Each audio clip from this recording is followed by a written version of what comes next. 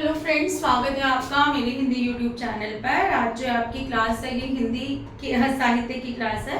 Hope कि आप जो है मन लगाकर पढ़ाई कर रहे होंगे और बार बार चीज़ों को रिवाइज कर रहे होंगे।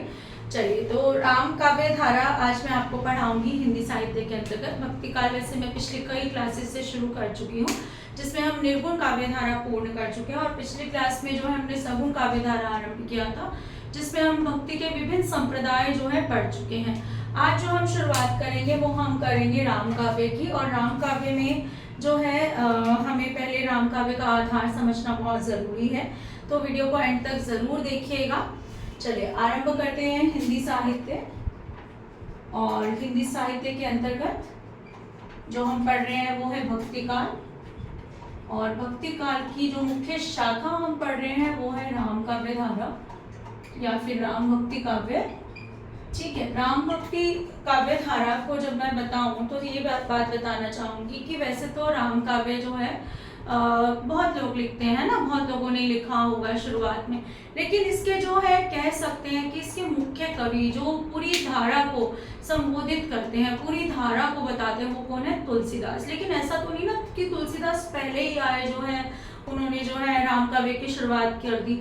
तुलसीदास को भी राम काव्य की प्रेरणा उनके गुरुओं से मिली है और ये गुरुओं को भी गुरुओं से मिली है। तो हमें ये गुरु शिष्य परंपरा को समझना बहुत जरूरी है कि आखिर राम काव्य की शुरुआत कैसे हुई। तो सबसे पहले मैं शुरुआत करना चाहूंगी, आप सभी को मालूम है कि भक्ति जो है दक्षिण भारत में उत्पन्न हुई थी और जो है उसे उत्तर भारत में कौन लाया था? रामानंद। वैसे तो उनके गुरु राघवानंद का भी नाम आता है, लेकिन राघवानंद ने भक्ति का प्रसार नहीं किया था उत्तर भारत में, इसलिए रामानंद को ही जो है मुख्य क्या बोला जाता है? उत्तर भारत में भक्ति काव्य के जो है प्रसारित करने वाले उन्हें ही बोला जाता है। लेकिन उनसे पहले भी हम बात करते हैं। जब हम तमिल जो दक्षिण भारत की बात करते हैं तो हमारे पास जो है दो नाम आते हैं, एक आलावर संत और नयनार संत, जिनके बारे में मैंने आपको पिछली क्लास में पढ़ाया था। ये विष्णु के उपासक थे और ये शिव के उपासक थे। ठीक है, इनकी संख्या 12, इनकी 63 के मैंने आपको बताई थी। और मैंने ये भी बताया था कि इनमें एक संत है अंडाल, जो महिला संत है, जो दक्षिण भारत की मीरा के नाम से विख्यात है। इनका आपको ग्रंथ बताया था, लगभग 4000 या 5000 के आसपास जो है उसमें जो है पद लिखे गए हैं, दिव्य प्रबंधन। ठीक, अब बात करते हैं इन्हीं आलावर संतों में एक संत थे षटकोप। ठीक है, जो क्या माने जाते हैं? राम भक्त कवि, प्रथम राम भक्त कवि माने जाते हैं। प्रथम राम भक्त कवि कौन माने जाते हैं? षटकोप माने जाते हैं। इन्हीं में जो है जो कहते हैं, इन्हीं में एक सातवें थे, वो थे कुलशेखर, आलावर संतों में ही। ठीक है, वो क्या माने जाते हैं? राम के अनन्य भक्त, राम के अनन्य भक्त। इनमें रंगनाथ मुनि का नाम यहाँ आता है कि रंगनाथ मुनि भी आदि आचार्य हैं राम भक्ति के। ठीक है, जिन्होंने जो है रामानुजाचार्य से पहले जो है श्री संप्रदाय का प्रवर्तन किया, लेकिन श्री संप्रदाय प्रसिद्ध किससे हुआ? रामानुजाचार्य से हुआ। तो रंगनाथ मुनि रामानुजाचार्य से पहले के हैं। ठीक है, अब जो है श्री संप्रदाय का प्रवर्तन जो है रंगनाथ मुनि तो जो है पहले आचार्य, लेकिन इसको प्रसिद्धि किसने दी? नाम किससे जाना जाता है? रामानुजाचार्य से नाम जाना जाता है। ठीक है, कभी रंगनाथ मुनि का आ भी जाए तो इसी श्री संप्रदाय के वो आदि आचार्य हैं। कौन है? आदि आचार्य, तो रामानुजाचार्य हैं। रामानुजाचार्य का जो दर्शन है वो विशिष्टाद्वैतवाद मैंने बताया था। इन्होंने जो है राम की अवतार रूप में विश्वास किया और दास्य भाव की भक्ति की। तुलसीदास इस संप्रदाय से बहुत अधिक प्रभावित थे, ये मैं आपको पहले भी बता चुकी हूँ। ठीक है, इन्होंने किसका खंडन किया था? इन्होंने अद्वैतवाद का खंडन किया था। अद्वैत वेदांत का खंडन कह सकते हैं या अद्वैतवाद का खंडन इन्होंने किया था। अब जो है इन्हीं षटकोप की आदि ये इन्हीं से निकले हैं रामानुजाचार्य। 5 पीढ़ियों के बाद कह सकते हैं, 5 पीढ़ियों के बाद कौन आया? रामानुजाचार्य। रामानुजाचार्य की शिष्य परंपरा में ही आगे जो है कौन हुए हैं? हमारे राघवानंद हुए हैं। कौन हुए? राघवानंद हुए हैं। राघवानंद के शिष्य हुए हैं रामानंद। रामानंद के शिष्य में आगे वैसे तो रामानंद के 12 शिष्यों की चर्चा की जाती है, लेकिन 12 शिष्यों में कुछ जो है निपुण भक्ति की ओर चले गए, जैसे कबीर हो गया, पीपा हो गया, रैदास हो गया, सेना धन्नु हो गया। लेकिन यहाँ पर जिसका नाम आता है सगुण भक्ति में वो आता है अनंतानंद, अनंतानंद और नरहरयानंद। ये किसके शिष्य परंपरा में है? हमारे रामानंद की शिष्य परंपरा में। इसके बाद आते हैं अनंतानंद के शिष्य। ये नरहरयानंद किसके गुरु हैं? तुलसीदास के। इसके बारे में भी मैं आपको बताऊंगी। तुलसीदास के गुरु हैं ये। इन्हीं के शिष्य में परंपरा में आते हैं कृष्णदास पहरी। ठीक, कृष्णदास पहरी के जो है दो और शिष्य बने। एक तो अजमेर के राजा पृथ्वीराज और दूसरा कीनदास, यहाँ कर देते हैं, कीनदास और अग्रदास। कीनदास और अग्रदास ये इनकी शिष्य परंपरा में आ गए दो। अब कीनदास के बारे में क्या विख्यात है कि इन्होंने ये राम भक्त तो थे, लेकिन राम भक्ति के साथ साथ इन्होंने इसमें क्या जोड़ दिया? योग। और कौन सा संप्रदाय चलाया? तपसी संप्रदाय चलाया। ठीक है, तपसी संप्रदाय इन्होंने चलाया।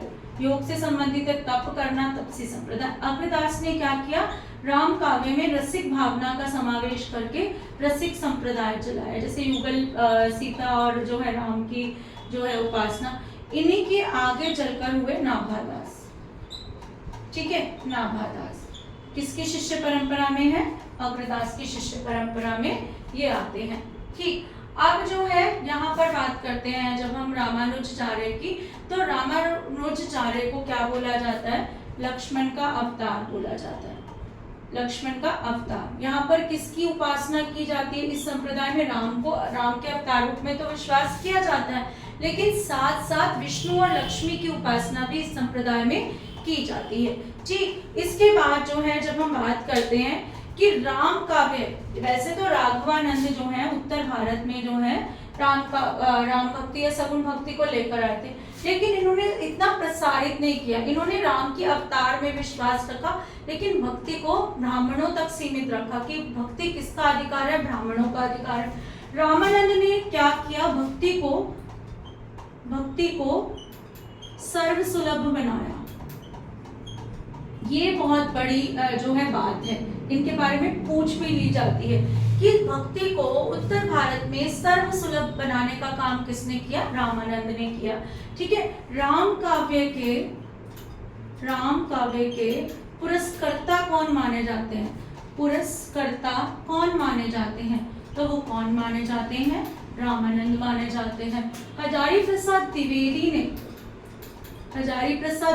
ने इन्हें क्या कहा है? हजारी प्रसाद द्विवेदी ने इन्हें आकाश धर्मा गुरु कहा है। किसे कहा है? रामानंद को कहा है। ठीक है, कबीर ने इनके लिए क्या कहा है? कबीर कहते हैं भक्ति द्राव्य उपजी लाए रामानंद। ठीक है, इस तरीके की बात की जाती है।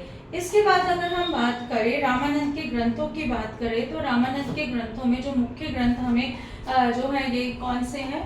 एक तो वैष्णव मताज, राम रक्षा स्रोत, वैसे तो 5 ग्रंथ है, ये 3 ही जो है याद करने हैं। उसके बाद जो है आनंद भाष्य। ठीक है, कौन सा? आनंद भाष्य। ये 3 इनके जो है ग्रंथ है जो हमें याद करने हैं। किसके हैं ये? रामानंद के ग्रंथ हैं। ठीक है, इन्हीं की शिष्य परंपरा में मैंने आपको बोला अनंतानंद और नरहरयानंद 12 शिष्य थे इनके वैसे, लेकिन ये क्या है? अनंतानंद और नरहरयानंद कौन है? जो सगुण भक्ति की ओर निकल आए। ठीक, अब जो है इसके बाद आते हैं कृष्णदास पहरी जी। किसके शिष्य हैं ये? अनंतानंद के हैं। एक अजमेर के शासक जो हैं पृथ्वीराज, इनसे बहुत अधिक प्रभावित थे और इनके शिष्य बन गए। अब आ जाते हैं कीलदास पर। इनके द्वारा चलाए गए संप्रदाय के बारे में तो मैंने आपको बता दिया। अब अग्रदास बहुत इंपॉर्टेंट है, बार बार पूछ लिया जाता है। इनकी जो है रचनाओं के बारे में पूछ लिया जाता है। ऐसे पूछ लिया जाता है राम भक्ति काव्य में रसिक भावना का किसने जो है प्रवर्तन किया? तो राम भक्ति काव्य में रसिक भावना का प्रवर्तन किसने किया? वो अग्रदास ने किया। इनको और किस नाम से जाना जाता है? इनको अग्र अली नाम से भी जाना जाता है। ठीक है, इनके ग्रंथ है राम ध्यान मंजरी, ये बहुत प्रसिद्ध है। ठीक है, राम ध्यान मंजरी जो है इनका प्रसिद्ध ग्रंथ है जो हमें याद करना है। इसके बाद जो है इनके और कौन से ग्रंथ है जिसमें हमें ध्यान रखना है? इसमें ध्यान मंजरी और अष्टायाम, राम ध्यान मंजरी और ध्यान मंजरी और अष्टायाम। अष्टायाम क्या होता है? राम की दिनचर्या का वर्णन, 8 पहरों की दिनचर्या का वर्णन। नाभादास हुए, नाभादास ने किसकी रचना की? भक्तमाल की रचना की। ठीक है, भक्तमाल की इन्होंने रचना की। तो ये आ गया हमारी शिष्य परंपरा। इसके बाद जो है जो हमें पढ़ना है वो हमें पढ़ना है जो मुख्य कवि है हमारे तुलसीदास के बारे में हमें जानना बहुत जरूरी है, क्योंकि तुलसीदास जो है राम भक्ति काव्य के अकेले क्या माने जाते हैं? प्रतिनिधि कवि माने जाते हैं। राम काव्य के प्रतिनिधि कवि कौन माने जाते हैं? वो कौन माने जाते हैं? तुलसीदास। ठीक है, इतना आपको समझ आ गया हो तो जो है इसको मैं रब कर देती हूँ। इसके बाद जो है 2 चीजें और भी हैं, वैसे यहाँ नोट कर लो। राम काव्य और कहाँ कहाँ लिखा गया तो इसको रब करके ही बताते हैं। चलिए,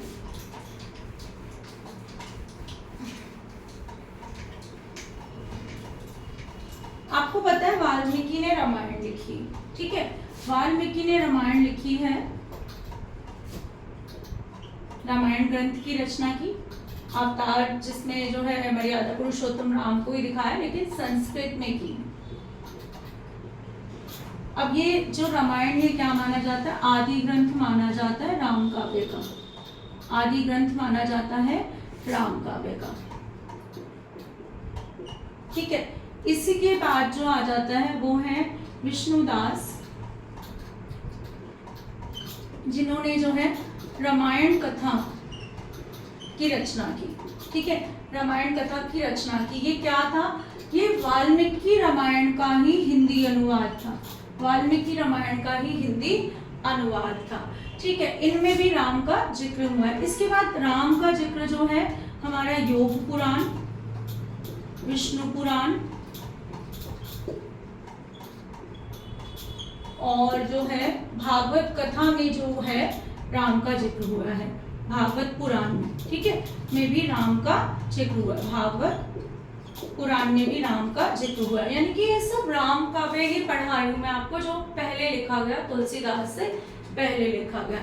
इसके बाद जो है ईश्वर दास का नाम आपको याद होगा, जिसमें मैंने आपको इनका नाम सत्यवती कथा जो आपको बताया था, क्या है सत्यवती कथा, ये एक सूफी ग्रंथ जो है माना जाता है। लेकिन इन्हीं 2 ग्रंथों की और रचना की अंगद पैच। आपको पता है अंगद जो है रामायण का ही एक पात्र है, और भरत मिलाप। ठीक है, अंगद पैच और भरत मिलाप, ये बहुत इंपॉर्टेंट है। ईश्वर दास की रचनाएं हैं अंगद पैच और भरत मिलाप, ये हमें याद करनी है। तो ये जो है हमारा राम काव्य का जो है कह सकते हैं आधार है। अगली क्लास में हम तुलसीदास पढ़ेंगे। क्लास अच्छी लगी हो तो प्लीज चैनल को लाइक करें, सब्सक्राइब करें और शेयर करें। और एक छोटा सा ऐसे हैंड वाला बटन है, उस पर ऐसे फिंगर लगा के बस क्लिक करना है। जो वीडियो देखें प्लीज एक क्लिक जो है वो बनता है, लाइक जरूर कीजिए। Thank you.